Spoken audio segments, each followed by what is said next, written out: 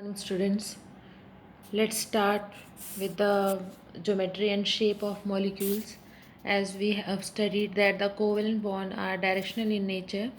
Directional means they are in themselves as to minimize repulsion and to get stability, isn't it? So to explain the geometry and shape of molecules we have many theories, but here we are going to do with few theories which is given in your syllabus, that is VSEPR theory, which is also called to be as valence shell electron pair repulsion theory.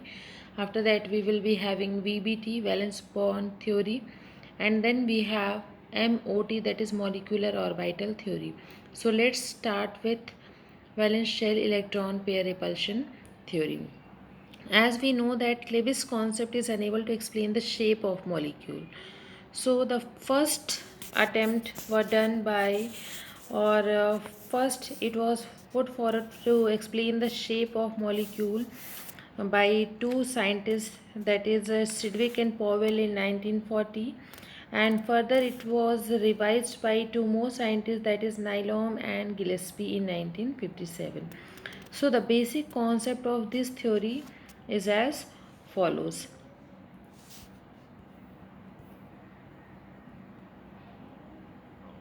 These are some postulates. Okay, see here. First one, that is the shape of molecule depends on the number of valence electron pair, that is bonded or non-bonded around the central atom. Whenever we are talking about the shape, first thing that we have to see, the shape is fully depend on the number of valence electron present in any of the atom. Like if any of the atom is having 1, 2, 3 or 4 number of valence electron. Valence electron means what? The number of electron which is present in the outermost shell, that is valence electron. So first, the first postulate of this theory, that the shape of molecule is depends on the number of valence shell present. Okay, second, that is the pair of electron in the valence shell repel one another since their electron cloud are negatively charged. We know that here we are talking about what? Here we are talking about electron. So electron pair in the valence shell, they tend to repel one another. Because of the same charges, repulsion will takes place. Third, these pair of electrons tend to occupy such position in space that minimize repulsion and maximize distance between them. Here, whenever we are talking about the geometry, the electron occupy position in space. They are going to possess that space in which less repulsion will be there and maximum stability is to be there. This position is taken as the stable position, because if maximum repulsion is there, then stability will not be there. So here we have to see minimum repulsion and maximum stability. With the help of example also I will show you how to make the structure. Okay, next we have the the valence shell is taken as a sphere with the electron pair localizing on the spherical surface at the maximum distance from one another. Whenever we are putting the number of valence electron, so we know that atom, they are spherical in shape. Like if it is having two electron, so these two electron have to arrange themselves in that position where it is getting maximum distance from one another. Okay, next, a multiple bond is treated as if it is a single electron pair, and the two or three electron pair of its multiple bond are treated as a single super pair. If we are having single bond for any of the atom, if we are having one atom is attached with another atom with a single bond, then simply it can be shown. But if we are having multiple bond, double bond or triple bond, then also it is shown like means single super pair bond. Okay, that is same. It is not shown like in any other ways. Okay, next we are having, like whenever we are talking about the repulsion, so maximum repulsion is between the lone pair.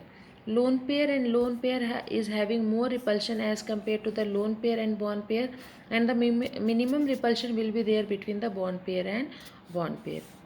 Okay, these are about the repulsion. So whenever we are making the geometry of any of the molecule, we have to keep these thing in mind. After knowing about these thing only, these scientists are able to draw the geometry. Okay, so here the electron pairs surrounding the central metal atom repel one another and move so far apart from one another that there are no further repulsion between them. Okay, as a result, the molecule has minimum energy and maximum stability. So, by taking all these things in mind, I'm going to show you some examples of this one. Like first, we will be having few structure. See here what is written. If we are talking for the prediction of geometrical shape of molecule with the help of PSEPR theory, it is convenient to divide molecule into two categories. What are these two categories? That see, molecules in which the central atom has no lone pair. Here first we are going to show you diagram or geometry of a molecule in which no lone pair is present. Okay, it means whatever the number of electron is present on the atom, they all are taking part in bonding. Okay, that is means no lone pair. Second, molecule in which central metal has one or more lone pair present.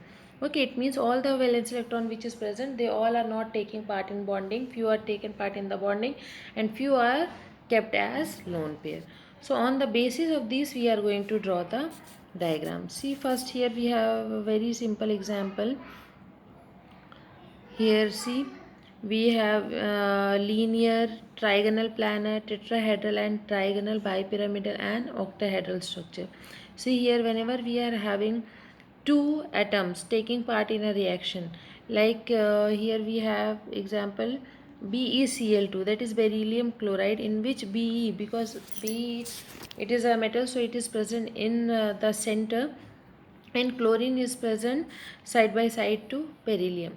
So because here we are having two chlorine, that's why due to the presence of two atom only, or here molecule is formed, so the shape of this one is linear and the angle between these is as 180 degree.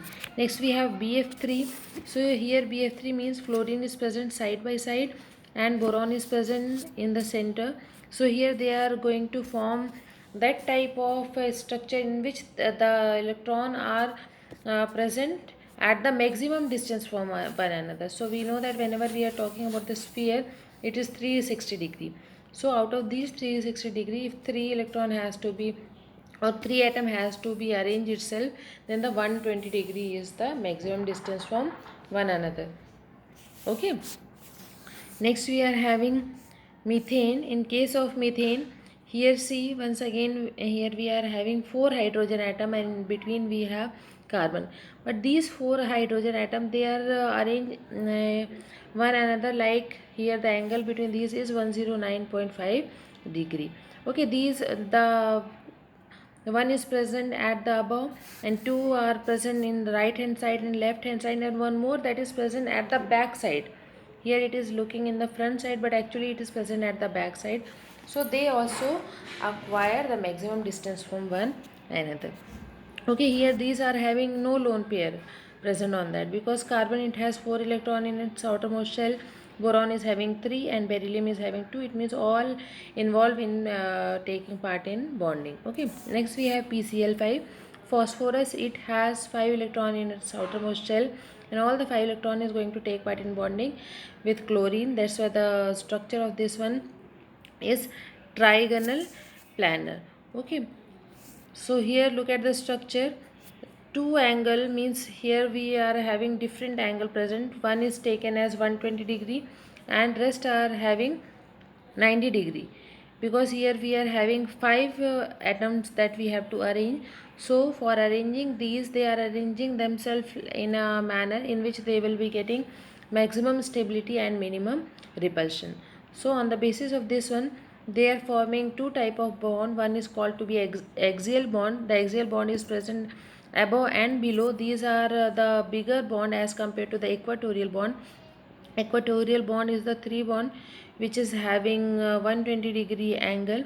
This is axial bond, equatorial bond, and axial bond is the longer bond as compared to the equatorial bond. Okay, now let's see, here we are having few more example. Here the central metal atom, it do not have any lone pair electron present on that. Example, see BeCl2, that is beryllium chloride. is given.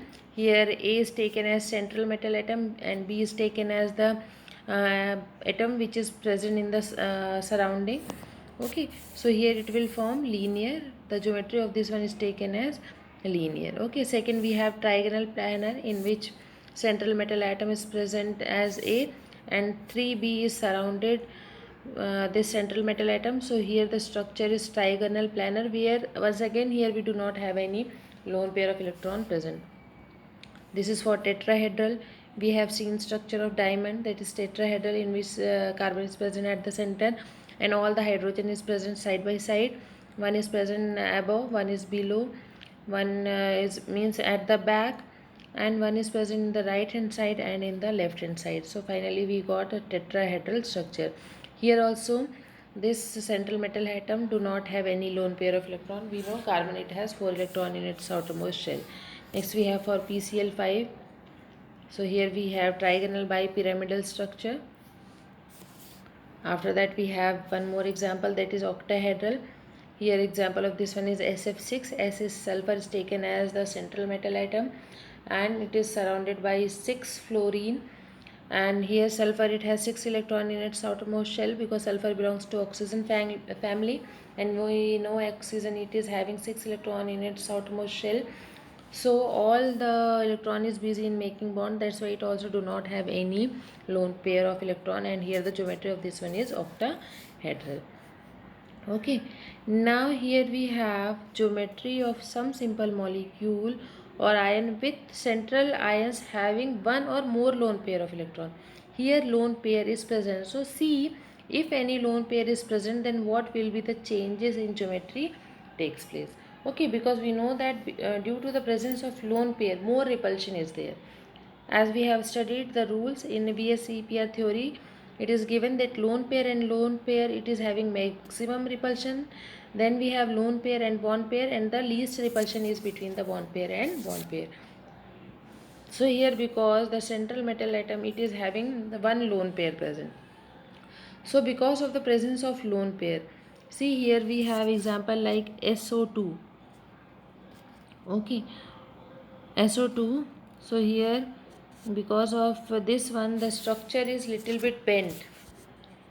See, the shape is little bit bent, because if we want, then we can arrange this B like on both the sides, left hand side and the right hand side. But because of the presence of lone pair of electron, because of lone pair, there is repulsion takes place.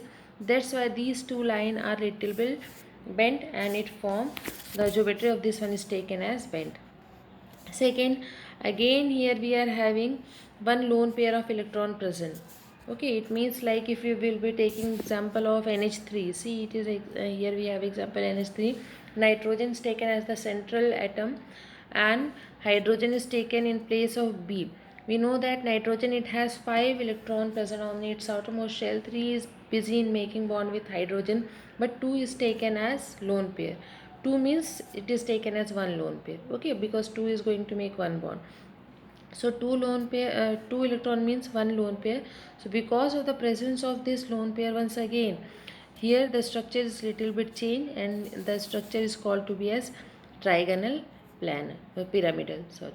Okay, but actually if we are seeing the structure of this one, it is to be like tetrahedral. Okay, now again here we are having one more lone pair of electron. See, for two lone pair of electron, if two lone pair of electron is present, like example here we have H2O. We know oxygen is present at the center. Oxygen, it is having 6 electron in its outermost shell. So for making water molecule H2O, 2 is going to busy with making a bond with hydrogen and two lone pair is present. So because of the presence of lone pair, if two lone pair is present, it means these both lone pair is having repulsion between each other. That's why the line is bent a little, and again we will be having the repulsion between the lone pair and the bond pair. That's why it bends little more. So on comparing this structure and the above structure, see here it is also bent, but because of the presence of one lone pair it is like that. But here we have two lone pair, that is the structure is little bit changed. Okay, so this is the structure because of the presence of two lone pair. Now see, here we have one lone pair present. Example of this one is SF6, SF4. What is written here? Okay, so example here we have SF6. So whenever we are drawing the structure, let me check. No, it is SF4 actually. Yes, it is SF4. So here we are taking sulfur in the center and we are having 4 fluorine that is in place of B. So we once again we know that sulfur is what, it is having 6 electron. So all the 4 is busy in making bond and 2 is taken as lone pair. So because of this one, it is going to form one structure that is called as seesaw. The geometry of this one is taken as seesaw. Okay. But if this lone pair is also going to make a bond and formation of bond takes place, so the structure of this one will be taken as trigonal by pyramidal. But actually here, because of the presence of this lone pair, the structure seems to be seesaw. Now here we have T-shaped structure. Here the example of this one is ClF3.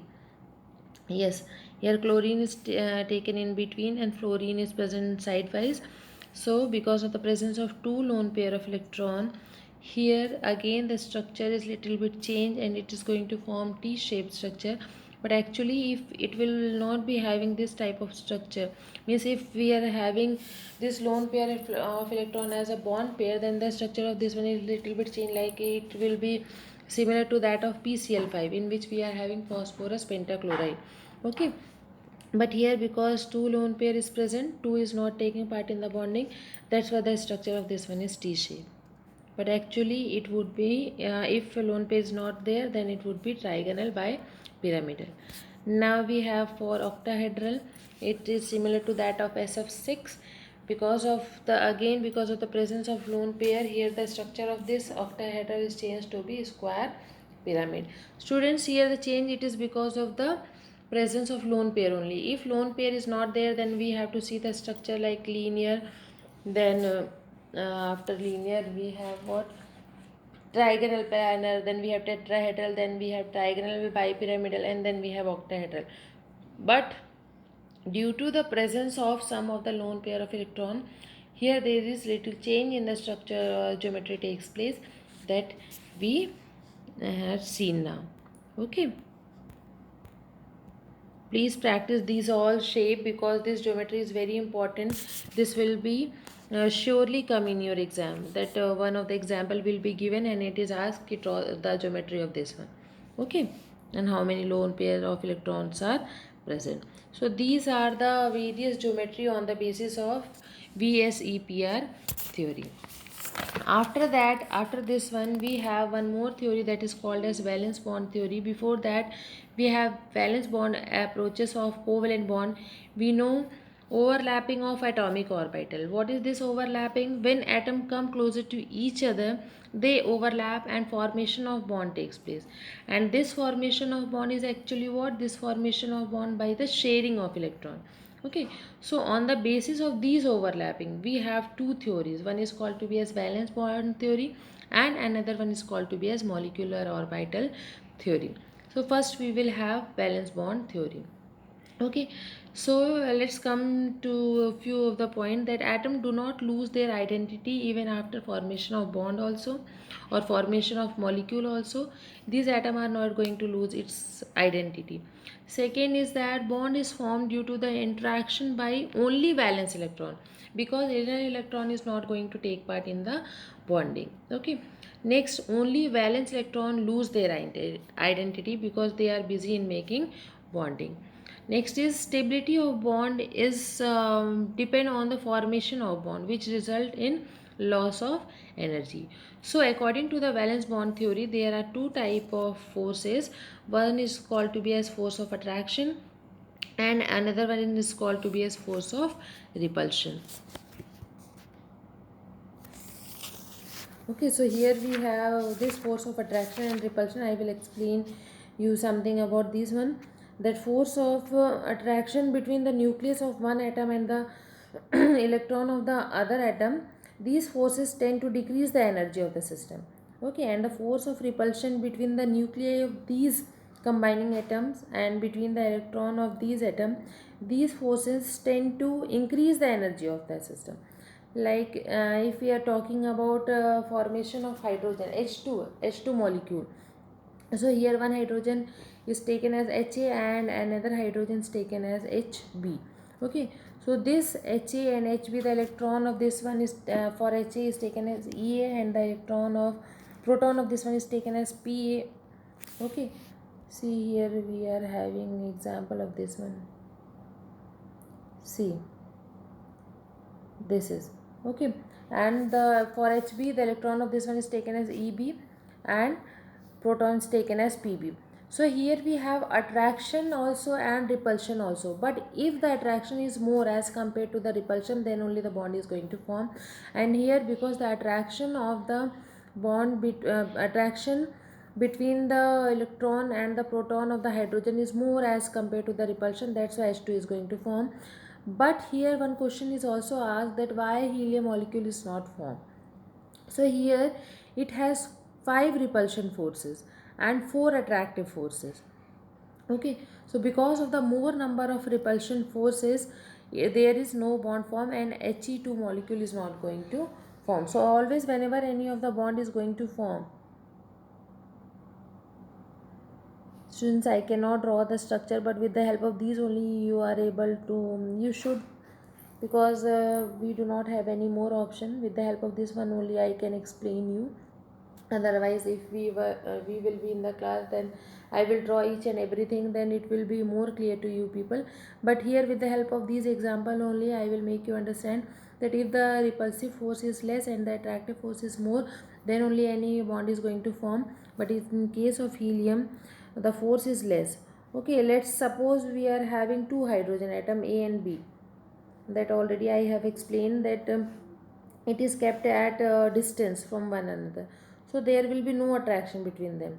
But as they begin to come closer, some forces is going to generate. Okay, so the force of attraction between nucleus A and the electron of B. Second, the force of attraction between the nucleus of B and the electron of A. And if we are talking about the repulsion, force of repulsion between the electron of the atom and force of repulsion between the nuclei of the atom. So finally the force of attraction is more, that's why the bond is going to form. Okay, but if we are talking about the helium molecule, in case of helium, when two atoms start moving closer to each other, 4 new forces of attraction and 5 new forces of repulsion are going to form. Okay, so the attractive force are between the two nuclei and the 4 electron of the two atoms, while out of the repulsive force, one is between nuclei of the two atom and the remaining 4 are among the electron. So because of that, new interaction repulsive force is dominating over the attractive force, so the energy of system increases, or no chemical bond is going to form. Okay, so if it is asked that why helium is not going to form bond, so this you have to write in place of that. Okay, so now we are having these about the formation of bond, how the bond is going to form. Now let's move on another topic.